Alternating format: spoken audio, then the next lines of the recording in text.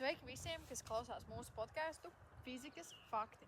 Šodien runāsim par tēmu, kas bieži tiek apspriesta mūsu sabiedrībā un tiek uzskatīta par kaut ko bīstamu un šausmīgu. Tā ir radioaktivitāte. Vai tiešām viņa ir tik bīstama, vai tas viss ir vienkārši pārspīlēts mīts? Čau, Ester! Jā, šī tēma tiešām sabiedrībā ir aktuāla.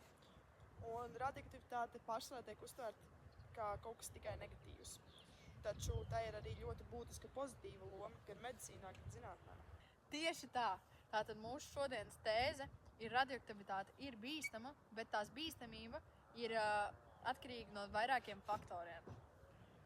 Varbūt sāksim ar argumentiem par to, ka radioaktivitāte ir bīstama.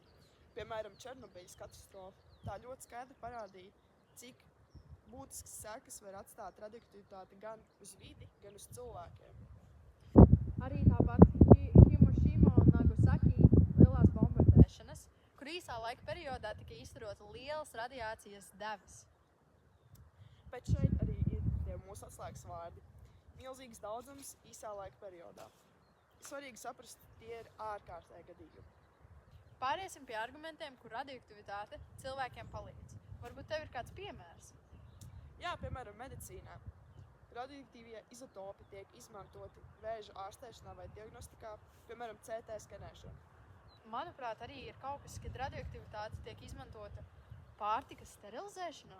Jā, tā tiek izmantot, lai iznīcinātu kaitīgos mikroorganismus bez termiskās apstrādes. Un cilvēki bieži pat nenojauš, ka tas notiek drošā veidā un neapdraud veselību. Varbūt paskatāmies uz radioaktivitāti no fizikas puses. Varbūt kādu skaidrojumu skatītājiem, kas vēl nezina, kas ir īsti radioaktivitāte. Jā, tātad radioaktivitāte ir kodola spontāna sabrukšana, kur rezultātā izdalās starojums alfa, beta vai gamma. Un katram no šiem starojumiem ir atšķirīgas iespiešanās spējas.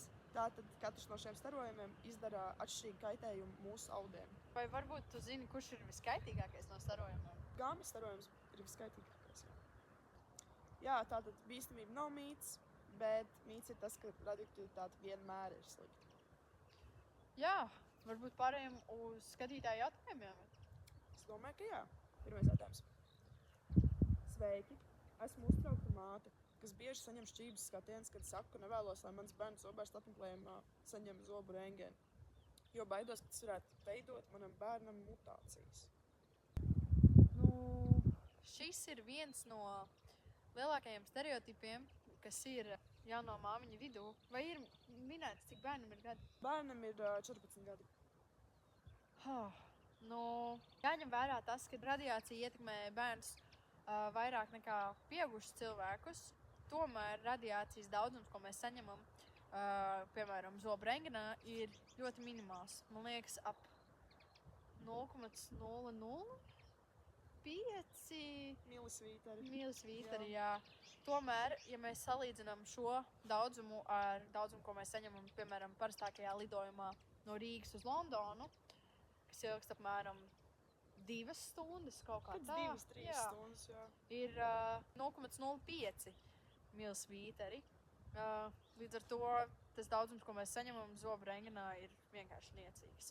Nākošais jautājums ir, es dzirdēju, ka banāni ir radioaktīvi. Vai tas ir joks vai patiesība? Šī ir patiesība.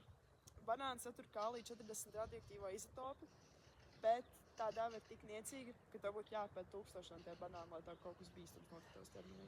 Tātad no banāniem jūs varat droši neuztraukties. Šis jautājums ir diezgan saistīts ar pirmo jautājumu. Vai bērniem ir lielāks risks no radiācijas nekā pieaugušajiem? Kā jau pieminējām, jā, bet, ja mēs to paskaidrojam tā vairāk, skatoties no bioloģijas puses, bērniem šūnas dalās daudz ātrāk nekā pieaugušiem cilvēkiem, un tad kaut kas tur ir saistībā ar to.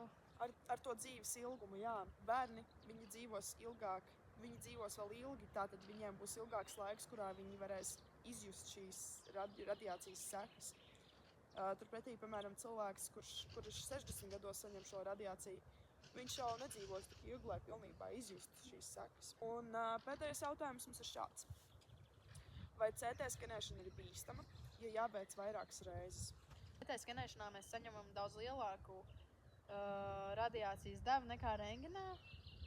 Un Parasti CT skenēšana, ja tiek veikta vairāk kārt, ārsts izvērtē, vai ir ieguvumi vairāk nekā trūkumi, jo, vai tas protams, vispār ir ir nepieciešams? Jā. Protams, ir. Ar šo arī mūsu jautājumi beidzas. Tad paldies, ka klausījāties, paldies, ka uzdevāt jautājumus un tiekamies nākošajā epizodē.